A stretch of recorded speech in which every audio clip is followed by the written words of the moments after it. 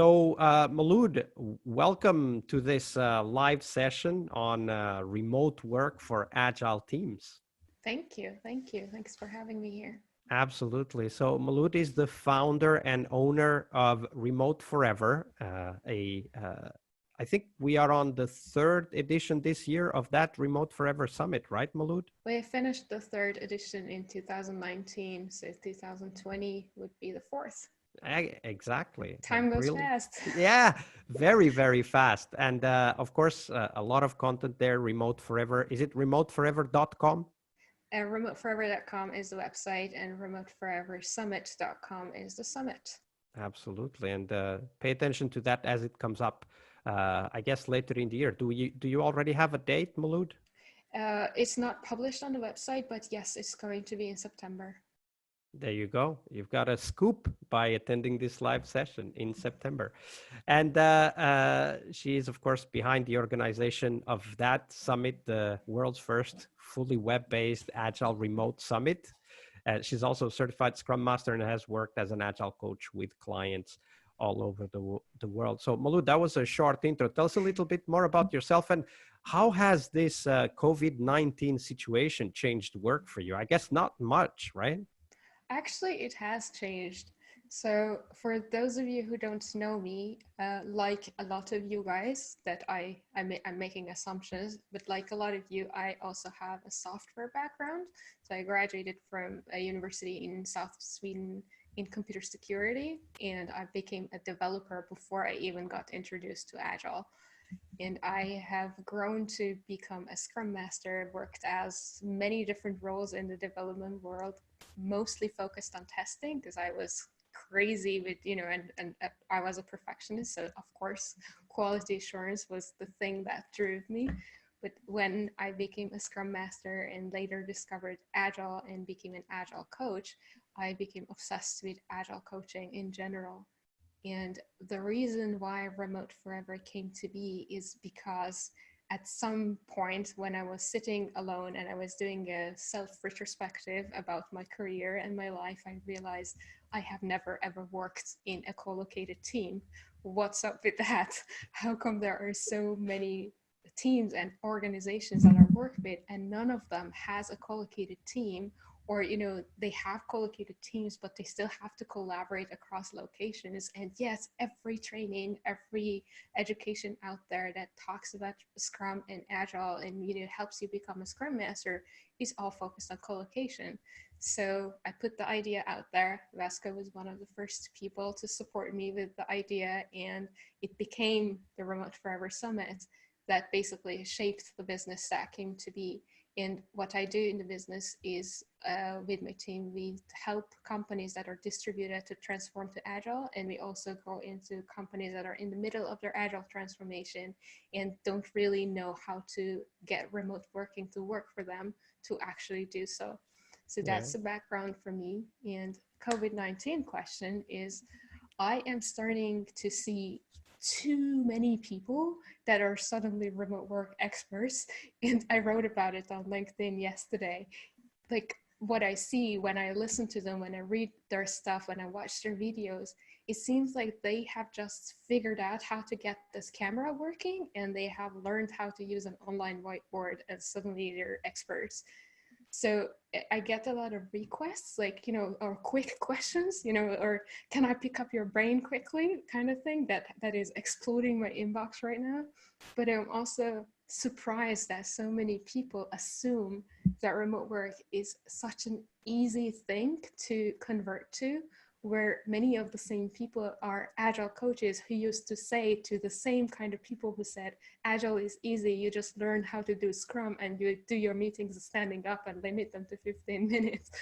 So what I'm trying to do now in the midst of this COVID-19 crisis is to help people to realize that working remotely is also a mindset shift and it's not just knowing what tools to use.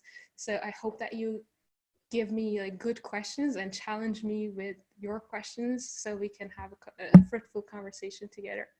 Absolutely. So, Molood, you alluded to it already, and it's also been my experience that most of the companies I've worked with remote was kind of a fact of life that even if nothing else, to access talent, right? Because talent isn't where you are, it is where it is. And once you need it, of course, you have to go where it is, and you allow people to work from the place where they want to work from. And Yes. especially working in Nokia many years ago, one of the things we had to deal with was a lot of the work we did was open source, and open source contributors were all over the world.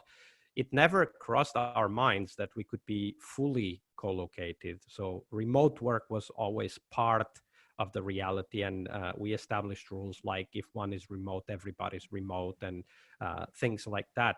But from your perspective, what are the key things that are driving this need to go remote beyond the current situation, of course, because there's a lot of teams that have been remote even before the current situation? I don't think it's hidden to anybody, at least on this call, since you guys decided to come here, that many of us have to work remotely because of the situation. But outside of the situation, one of the things Vasco just mentioned is access to talent. So for a company to find the best developer, the best business manager, the best whatever, insert in parent in the blank, like whatever talent it is, it's of course easier to just get the person where they are instead of finding them, convincing them to relocate to the city where the company is and move along their entire life and then their entire family to that city. I've worked with companies that had like relocation packages and they used it as a benefit that this company provides. And all I was thinking was, especially the ones that I saw in the Nordics, because I live in the Nordics, I was like, why would anybody move their family from this beautiful location in the tropical areas of the world to the north of Sweden? It makes no sense to me. So I think that remote working is enabling companies to access the talent where the talent is and to give that person the freedom to have, to choose the location where they are, to be connected to their family, to their environment. But it also goes the opposite direction. For every individual, remote work is empowering people to access the jobs that they wouldn't even dream of if remote work was not a thing. See, like a person in a rural area in Poland can now easily work for a Silicon Valley company if they so wish to. They don't have to go through the process of getting a visa or relocating their entire family to that location. Those are like the basic benefits of it. But of course, reduction of cost, which is super important for many companies, and that's becoming even more important right now, is another benefit of working remotely. When you cut down on real estate, imagine like instead of having to create offices in the US for 10,000 people, you're going to have to spend millions of dollars every year on real estate. And if you don't have an office, instead of spending millions on real estate, you're going to spend a fraction of that on providing infrastructure and secure infrastructure for your employees to work from wherever they are. And everybody would be happier as a result. And I don't know if you guys have seen the studies that are done on the state of remote work, but above 80% of people who work remotely report that they are more productive when they are working from wherever they're most productive. Actually, it's one of the challenges as well, right? I mean, we are more productive when working remote, and at least that's my experience. Sometimes it's even hard to kind of keep a boundary between what's work, what's personal. So how have you coped with that, Molood? How have you been able to, over the years, learn to separate, when I'm working and when I'm not? And, we need to have both sides of our life taken care of, not just the work side. Well, I have to be honest with you, I have not figured that out. As in, I love what I do so much that for me, work and life are not really separate. So a concept that I have written about is work-life integration instead of work-life balance, because to me, the ability to have a lunch over a camera with my best friend who is in Germany is actually a benefit. It's an opportunity that I get to have because I am working remotely. But of course, having the boundaries, like personal boundaries to do extra activities that everybody has to do, but it's not really about remote work, like, going frequently to the gym. Like that was something I always struggled with, and it had nothing to do with whether I worked in an office or I worked remotely. I had to discipline myself to do that. And it's true for every aspect of life. If you are now suddenly working at home and you don't know what to do with your kids who are constantly there, and it feels like you have an additional 8-hour job. Well, if you have a partner, you're probably sharing that. So it's a 4-hour job that has been added to your life. It becomes harder. But I think the most important part of it is to use the skills of effective communication that we teach in remote working setups, and to have conversations and create norms and boundaries and agreements about what is the time that you're dedicating to this particular activity and what is the time you dedicate to another type of activity. What I do is I put everything on my calendar. And with my partner, we have a shared calendar where we put events that would potentially disturb the other person. So the other person knows in advance, for example, this session is actually on the shared calendar. So my partner knows that right now I am not to be interrupted. And if he's bothered with my loud voice, he should protect himself somehow. But he's been knowing that ever since we confirmed this, right? So it's about making agreements and being super explicit with the people you live with the people you work with. And personally, it's about discipline. It's about making sure that you follow through with what you put your mind to. And Does that make sense to you guys? Absolutely. And that also brings a challenge, because you said being explicit, right? And you've been doing this for years. So for you, it comes naturally already at this point. But one of the things that Scrum Masters who filled in our survey of remote work challenges shared with us is that they felt a little bit disconnected. And that was one of the feelings that, or one of the challenges that they had. They said things like, they feel out of touch, they miss the social interaction, they lack the face-to-face contact.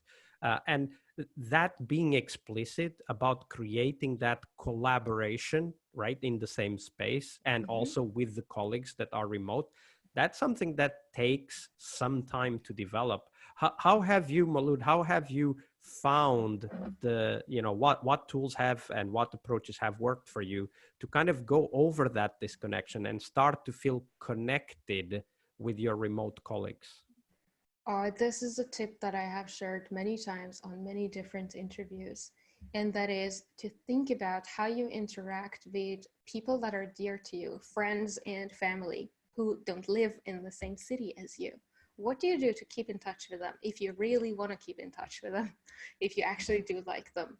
You text, you connect on social media.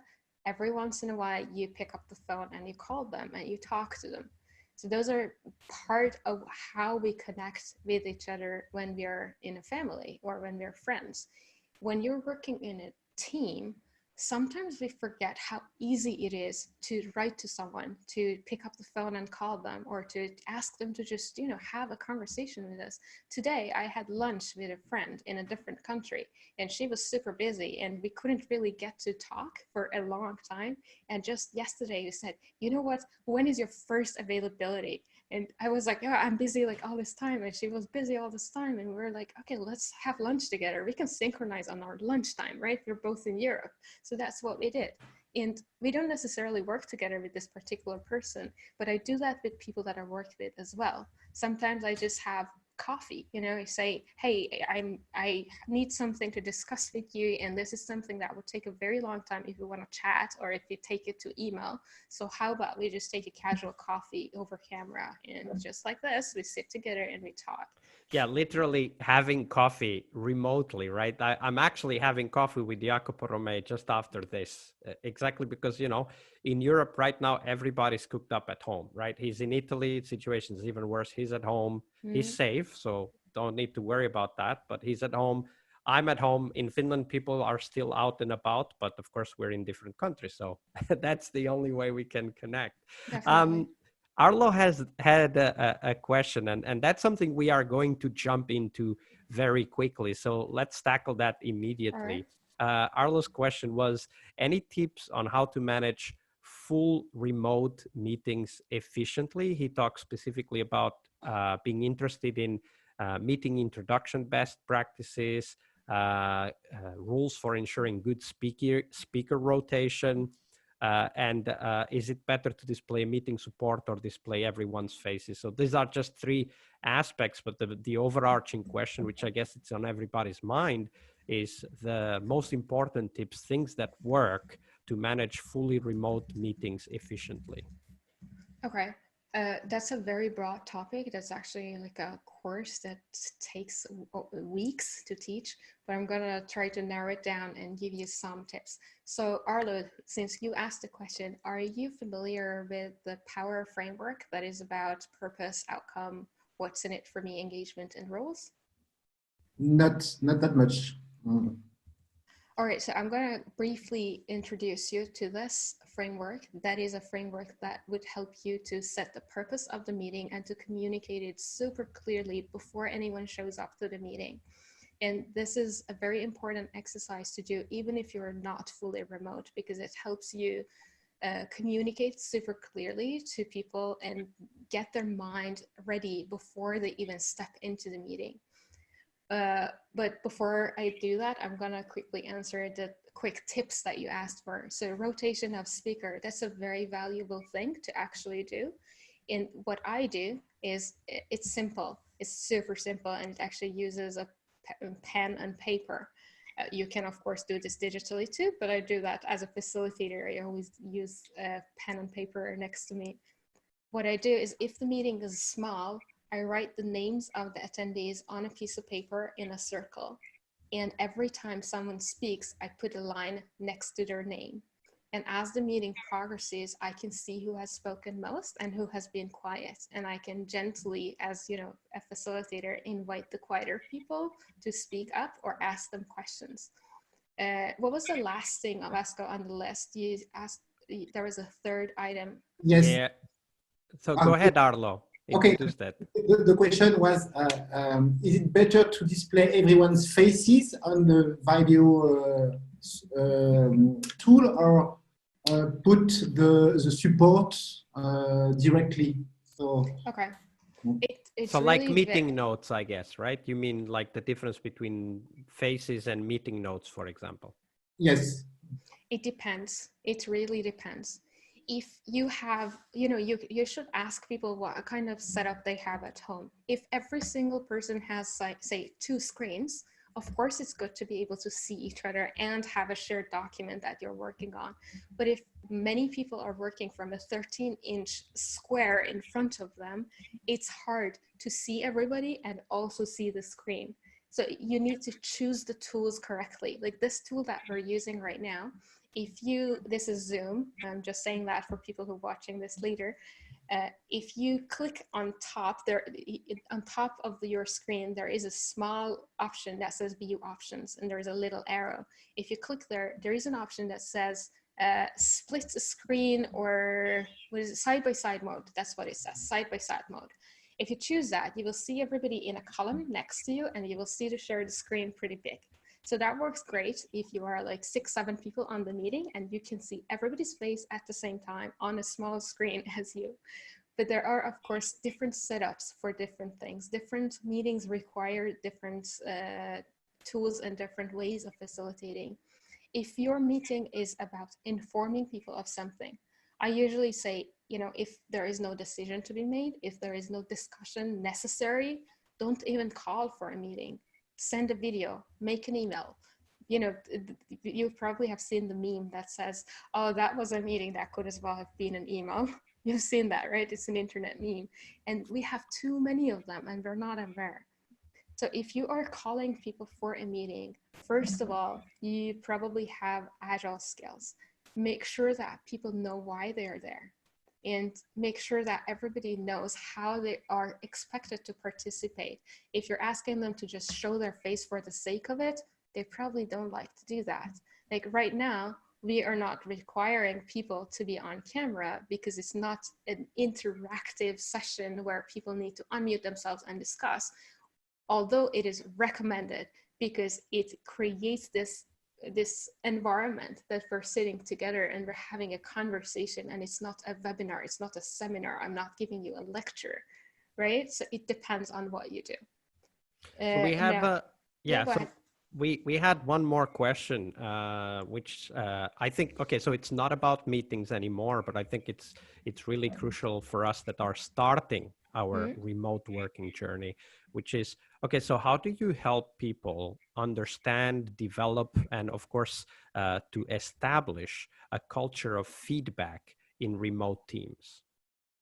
Okay, I am going to answer that, but I promised Arlo that I would tell him about the power framework. Do you want All me right, to say that sorry, go first, ahead. or should No, I go take it ahead, later? go ahead. Okay, so here comes the power framework for those of you who haven't heard of it. It's a framework to be used before the meeting. And if you have done the exercise, it would take maybe 60 seconds at the very beginning of the meeting to tell people the power statement. P stands for purpose. That means you need to know why people are being called to the meeting. What is the purpose of the meeting, right? Be super clear about it. Write a sentence that describes that. O stands for outcome. Outcome is the tangible artifact that you take out of the meeting. So say maybe you're creating team agreements. So what will be taken out of the meeting is a team agreement document. Maybe it's a design discussion. So what you will take out of the meeting is a draft of a design. An outcome, however, cannot be alignment or synchronicity. Those things make no sense because they're not really artifacts. So be super clear that there is a thing that people will take out. W stands for what's in it for me. This is the hardest part of this framework to come up with. And here's why. You need to think about every single individual that you're inviting to the meeting and put yourself in their shoes. Think about what is their role and discover what's in it for that particular person to be in the meeting. You need to have value for every single individual that comes to the meeting and be very clear and transparent about it. If you're calling the head of marketing and you're just calling them to show off your work and just show them how awesome you are, probably not a good idea, unless there is something in it for them that they can use in their daily work. Now we come to E in the power framework. E stands for engagement. And that is to think about how people are going to engage with you in the meeting, in the workshop, in whatever it is that you're creating. So after you know the people who are there, that comes very easy to think about the engagement. Say like, if this was a seminar, I could give you two different engagement methods. One would be, hey, here I am, I'm giving you the seminar. Please interrupt me at any time if you have a question.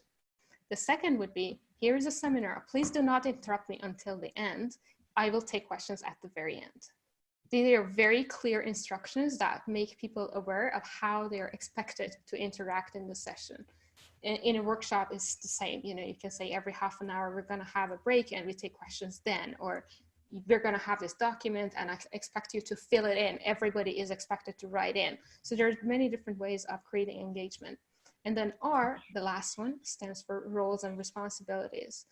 So again, coming back to the W part, you need to be very clear to everybody and communicate it clearly. Who is there, what roles are there, and what are the responsibilities in that session? Not necessarily in the organization, but in that particular meeting. Say like if maybe you are a chief architect and you're also facilitating this design discussion. So you can say, right now, I am putting my architect hat off and I'm putting my facilitator hat on. This is the role I'm taking in this meeting. And you should say that about everybody else. I know that if you're a scrum master, maybe every once in a while you bring someone from outside who's curious to attend your stand-ups, right? It could also be in an office. And you make sure that the team knows who that person is and why they're there. You usually tell people beforehand. You say, yeah, well, this person, you know, this is John and he's the head of marketing and now today he's just observing our session, right? So super clear. If you have the answers to P, O, W, E, and R, and you have put the thought behind it, in the beginning of the meeting, you spend 60 seconds, you communicate to people, you say, hey guys, this is the purpose, this is the outcome, this is what's in it for you, and this is how you engage, and here are the roles that are in the session. Done. And you have made a power statement. I hope Molood, that do you have a link to a blog post you might have written about the power framework? Maybe I do. I will have to look for it, so I will send it to you afterwards if that's okay. That's or I'll post perfect. It on Slack. Yeah, absolutely. Post it on Slack. We'll add that to the show notes so that people can easily find it. That's definitely a set of important questions to get to that, as you called it, power statement. And now Ed's question again was, how do you deploy a culture of feedback in a remote team? Again, many different ways to do that. If you have a chat tool that you use like Slack or any other thing, one of the ways you can create it is to create a channel and encourage people to give each other positive reinforcement. And why I say positive reinforcement is because that would start the culture of feedback. Slowly, you can, with your coaching skills, you can drag people to giving each other constructive feedback too. There are several different tools that you can use. There are many different approaches you can take to creating a culture of feedbacks. It's not like a one-off thing that I can tell you how to do. A different way of doing that is to invite people to a workshop and teach them about feedback, teach them about nonviolent communication, and make small, quick exercises about something, something that has happened, maybe a retrospective that just happened yesterday. And you want to give each other feedback on that to just train the muscle of giving feedback, to train the muscle of being able to communicate nonviolently and give each other both positive and constructive feedback. So of course, I don't know if you guys are familiar with many different ways of giving feedback. One of my favorite ways of giving feedback or encouraging others to do so is impact feedback that I learned from Lisa Atkins. And that is to communicate to the other person how something has impacted you personally, and always use I statements and say, this particular thing that I observed you did had this impact on me. And quite often for people, the impact is an emotion. Like they can say, I felt sad, or I felt stupid, or I felt this and that. And what I try to do personally is to take emotions out, just because I'm not very comfortable talking about emotions. Emotions is something I usually feel like 2 weeks later. So at the moment, I'm very, very logical. So I try to say the impact that it had on me in a different way. Say like, that thing that you said in the retrospective in that moment, the impact it had on me was that as a facilitator, I got off track. I lost track of my thoughts. Like I can give Vasco feedback just like that, impact feedback. Vasco, when you suddenly launched a poll in the middle of a 3-part question before I had a chance to answer the third one, it made me think that I was talking too much and you wanted to cut me off. And then no worries, I'm impolite enough to cut you off. Yeah, exactly. And I mean, we are okay with that. We have that agreement beforehand. That's absolutely fine. But for some people, interruption is offensive or hurts their feelings. There are many different things. So you talk about culture of feedback, and I think just like every other culture, it has to be built slowly. And you can do that by starting with positive reinforcement. No matter how you do it, it can be in chat, it can be a document, it can be 360, it can be a meeting. There's so many different ways to do that generally. One of the things that I do in Slack is use, what's it called? Gosh, there's a kudos thingy. There's a bot, there's an app on Slack that you can install. It's called Taco. Yeah, I remember it.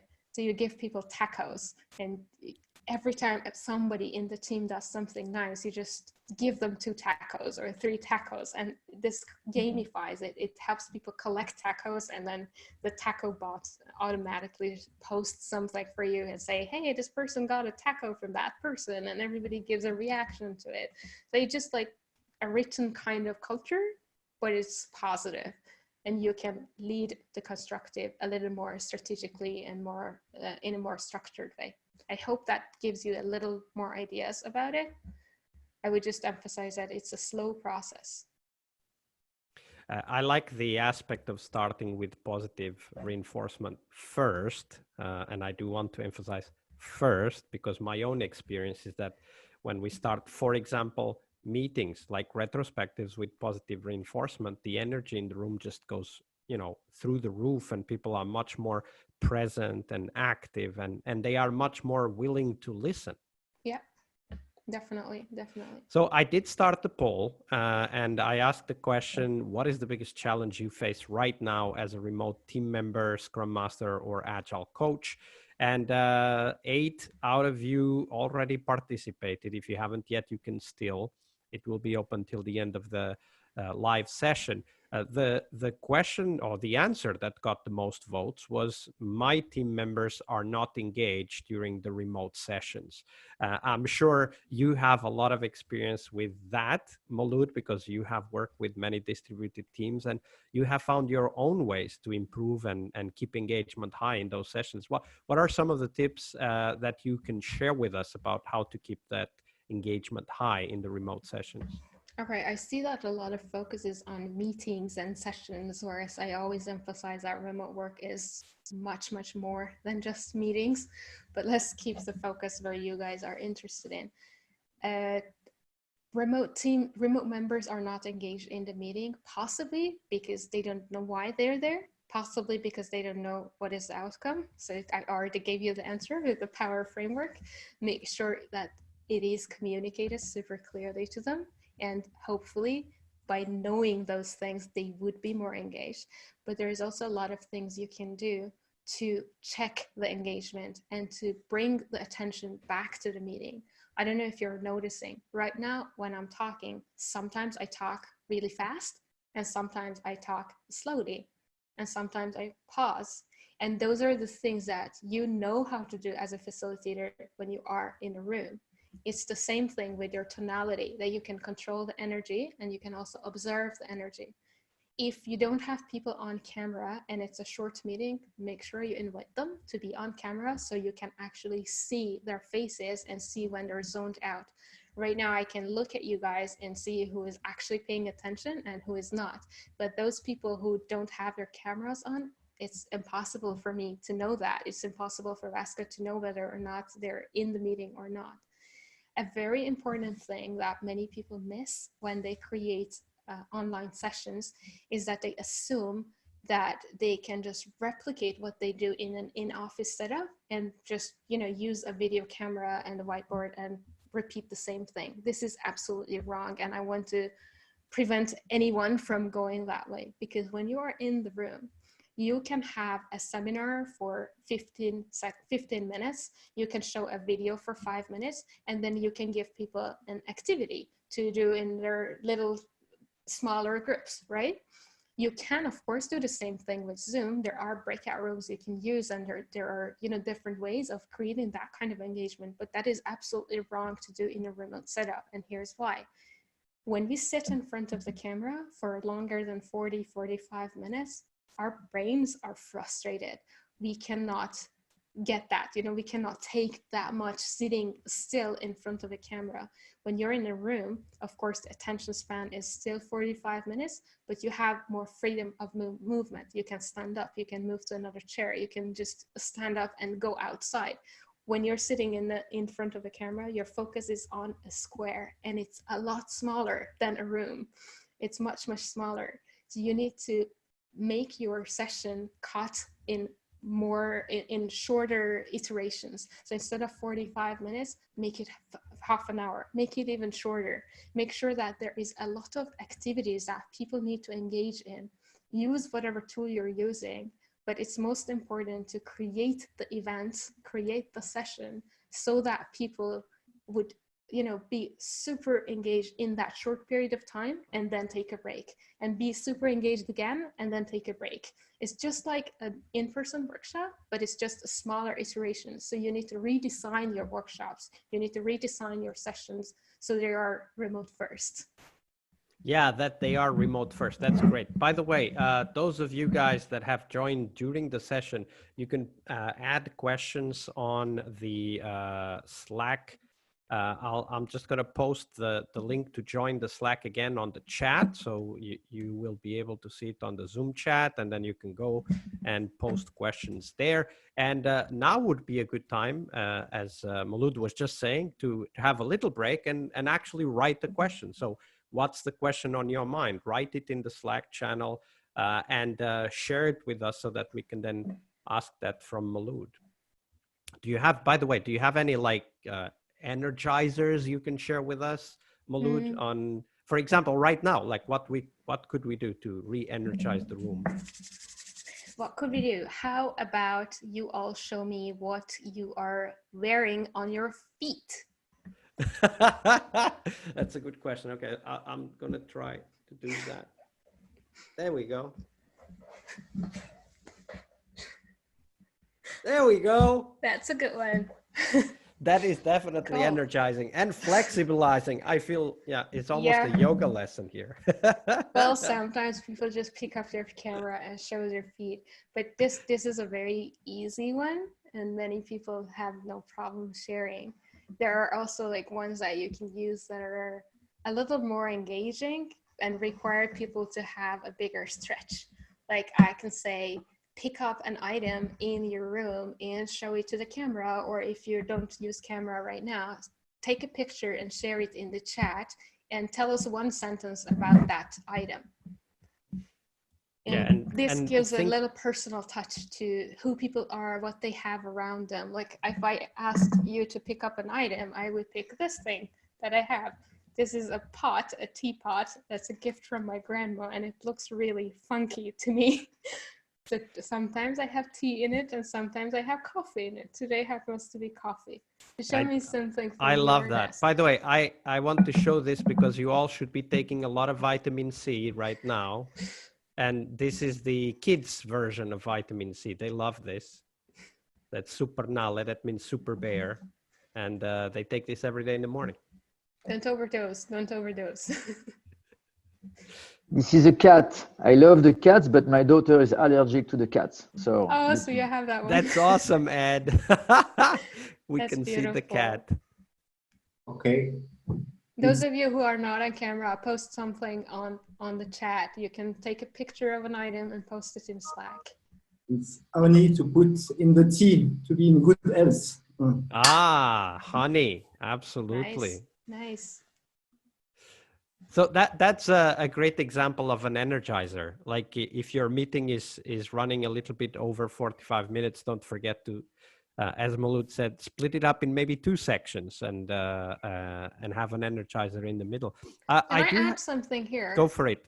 If your sessions are long, like longer than an hour, make sure that you take long enough breaks that people can actually walk away from their computer, literally stand up, go take water, go to the bathroom or whatever, and tell them, guys, don't sit in front of the computer and check your email right now. This is important that you actually stand up and go away and then come back, because they need it. Everybody needs it. And when we're new to this, we don't realize it. And then all of a sudden after 2 hours, you're like, ouch, I have a spasm here.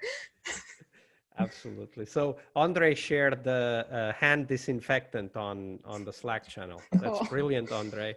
It's very much apropos, I have to say. All right, so we have a few more questions. The next one comes from Hans. What extra or different things regarding remote working are you doing and advising right now in the current Corona situation, Molood? I think I've already shared a few of them. Like, don't assume that because you know how to use a camera and an online whiteboard that your sessions are suddenly remote and you're doing a great job.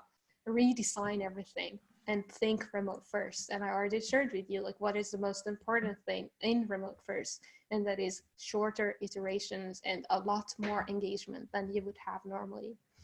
If you were having a meeting normally in an office to discuss something that could right now be an email or a chat message, make sure you actually make it an email or a chat message, because it's harder for people to sit in front of the camera and have video meetings as often as you used to meet in an office. Other things that are super important and I want you to remember are asynchronous communication is actually preferred to synchronous communication. By synchronous, I mean in real-time conversations, like we're having a live session right now and you and I can actually speak together. I can say something, you can respond, I can respond, and this can go on and on. This can happen in a chat message too. So that is synchronous. Asynchronous means I say something and you have time, like hours or maybe even days to respond to what I said. And that requires that I give you all the information that you need to actually respond. So I can't say, hi, Arlo, and then wait for you to answer. you know, I should say, hi, Arlo, how are you? I hope you're good, da, da, da. Here is a design document that I have created. Please have a look and make comments, and I will look at it in the next 24 hours. And then Arlo can actually plan and do that on his own time and come back to me when it's ready. So it's creating signals that are transparent, that are explicit, but also giving all the information at once to the other people so they can do their job. That is the part where people think or feel that they're more productive, because suddenly they have everything they need and they don't need to go back and forth and play some sort of ping pong conversation to fish for the information. So this is another mindset shift that we need to get comfortable with. You know, if you say hi and the person doesn't answer, that is actually delaying the conversation. So give everything at once so people are equipped and able to continue working on whatever needs work on. Yeah, one thing I would say, which pretty much takes that further, which is the idea that we need to have some sort of agreement of what you are required to do once you receive a message. So you talked about synchronous and asynchronous conversations. One of the things I do with my clients, for example, is that I say, if you really need an answer fast, use WhatsApp, because I can answer that in a few minutes. If you need an answer today, maybe in a couple of hours, Slack works. If you're not really bothered if the answer comes today or tomorrow, then use email, right? We have this gradients of, I don't know, speed of response. How about you, Molood? What do you do with your teams? Exactly as you said, but I also work a lot with software developers, and software developers have extra tools, like they have GitHub and they have Jira or Confluence or other tools that they use for ticket management or project management. And those things also need these explicit agreements and signals. Like, you know, a lot of developers that I work with, they bring a technical discussion to a chat, and it's a private chat, and they keep going on and on and on, and they decide something, and then the two people, like, they create something and they push it to production, and then suddenly the chief architect says, that is totally against the design that we had agreed upon. What the hell happened? And nobody knows what happened. So another explicit agreement that I encourage software developers to have is to have conversations in the open. And that means in public channels. If you're using Slack or Teams or anything else, you probably have those public groups, public chats. If there is a discussion that needs happening, even if you think it's only with one person, write it in the public channel, because that way you're creating a transparency of information, and anyone who needs to chip in to that conversation can actually do that. Like that chief architect, he can already see that you're going the wrong way and he can correct course. Or other people who might have information that you didn't even think, they would also be a part of that conversation. So here's the thing, here's like the short version of it. Avoid having private conversation as much as possible and have everything publicly, unless there is an absolute need for confidentiality. One of the things that I have experimented with, and I've mentioned it on the podcast a few times, was to have that concept of public conversations also in live voice. So we had two offices. It was only two, so it was not like everybody remote, but we had two offices, and our agreement was that the main office, where most of the team was, always had a mic on and a camera on, so that the remote team members could find out if, you know, if there's a group gathering around the microphone, and we had that agreement that group discussions would happen around the microphone, they would know, okay, there's something going on that I might want to know. So they would put the audio on, and then they would listen. And of course, if it was valuable, they would join, and sometimes they did. And if it wasn't valuable, they would just put the sound off and continue. And this is kind of this osmotic conversation that happens in an office. But if you don't actually explicitly work on it, it's very hard for that to happen when you are in a remote or distributed setting. Yeah, that is true. And what you just described is connecting two co-located locations to each other, or two co-located groups of people to each other through that microphone. So it is replicating a co-located setup. And although it works in some situations, when you are thinking remote first, I usually advise against that kind of setup, because I think it's important that we give people the possibility and the freedom to work whenever they are most productive. So yes, if you have to go to an office and you have like 2 locations, this can work for you. It can actually replicate the co-located setup as if you were all in the same office. But now that everybody's sitting at home, this won't work. You can't have camera and microphone on at all times for everybody. It's And you don't really want disruptive. that either. Yeah. Yeah, so as much as possible, try not to replicate the office, but instead think about what it is that you're trying to accomplish. And then how can that be accomplished without the assumption that co-location is a thing, you know? Like you want to do a status update on whatever is going on in the bigger project, in the bigger initiative that's going on in the company. You probably don't need a meeting for that. You can create a wiki page and everybody can update it at their own time. And you can have an agreement about the fact that, say, for example, until Friday at 3 a.m. Central European time, it needs to be done. And Right, those so- are very basic agreements, but we don't think about them because we're used to meeting in the office in front of the big visualization and going around and updating and saying this is green and that is red and that has issues. So I have one more question from Andre, and we're taking the last question. So we'll try to do a quick round of quick question and answer with Molood now. So if you have questions, please put that on the Slack.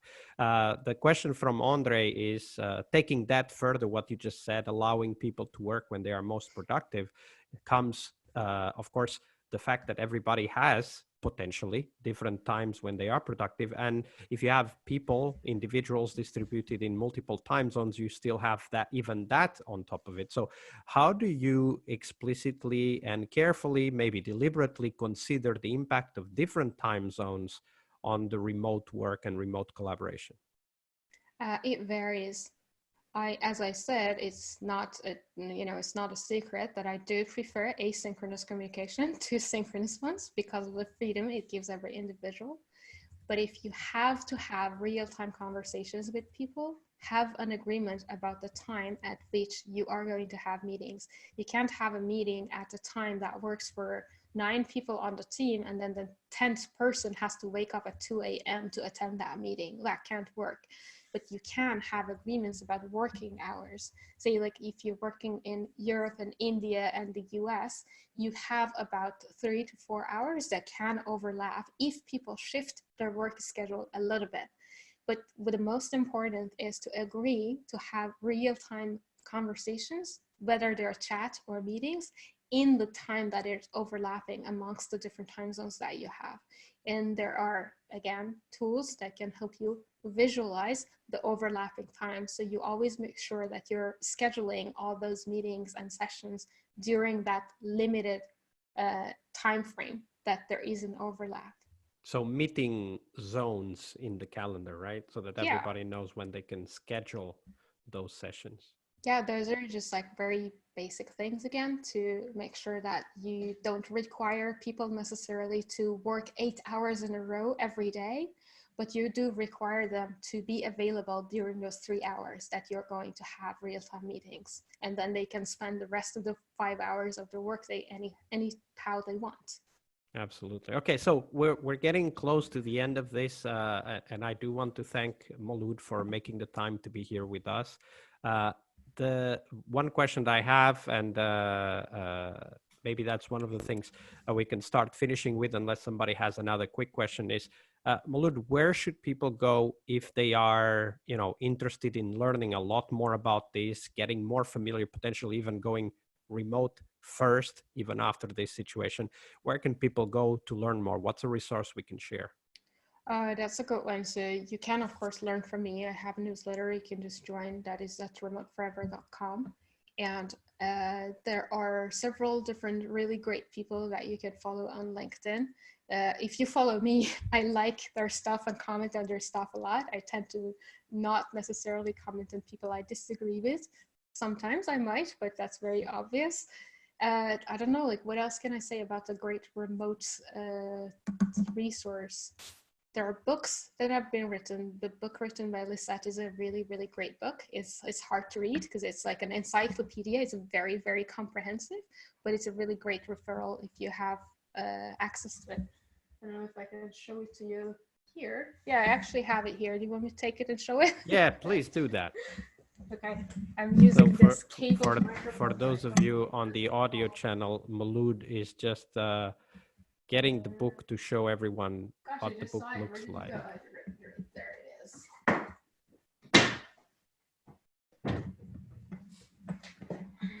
There is the book.